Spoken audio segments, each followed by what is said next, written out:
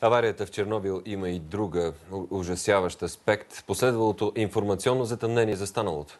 Освен, че информацията за трагедията у нас е оскъдна, държавното управление не взима предвид препоръките на българските учени, които установяват радиационно замърсяване. С учените направили първите измервания след фаталния взрив, разговаря Диана Тодорова.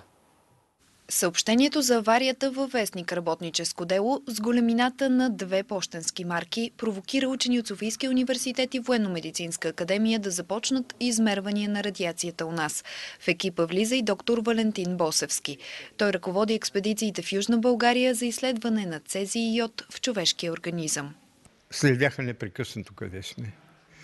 В пресата непрекъснато се бълваха измислици за онова, което вършим. В замърсяванията дошли над страната ни още на 30 април, екипът от учени открива така наречените горещи частици, които излъчват радиоактивност. Ние с ядрените физици доказахме от Софийския университет, че горещи частици могат да бъдат вдишвани и трайно фиксирани в белодробните структури, отделят огромни енергии.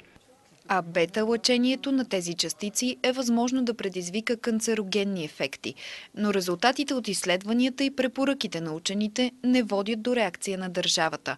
Заедно с колегите си и Любомир Минев препоръчал замърсените древни площи да се окосят и фуражите да се унищожат, за да се избегне по-нататъчна зараза.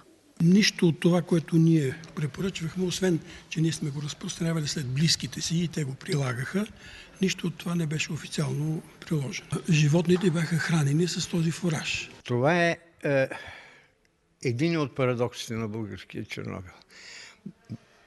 Целотелесната активност, съдържанието на цезий в организма на българите се изравни с този на градските жители на Брянска област.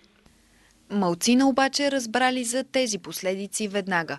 Контролирана била информацията за самата авария. По това време кореспондент на Българската телевизия в Москва е Александър Късмецки. Той разказва, че получил нареждане да намери за интервю високопоставен служител, който да успокои курортистите по българското Черноморие, че няма опасност от радиационно замърсяване на Черно море. При самото интервю изпитвах едно тягостно чувство, че може би лъжем, може би не казваме пълната истина. Информацията беше в България беше скрита. Мисля, че доста дълго време. В Москва също много бегло се отразяваше тази авария, докато целият свят знаеше. Телеграфната агенция на Съветския съюз съобщава за взрива в Чернобил едва 2 дни след трагедията.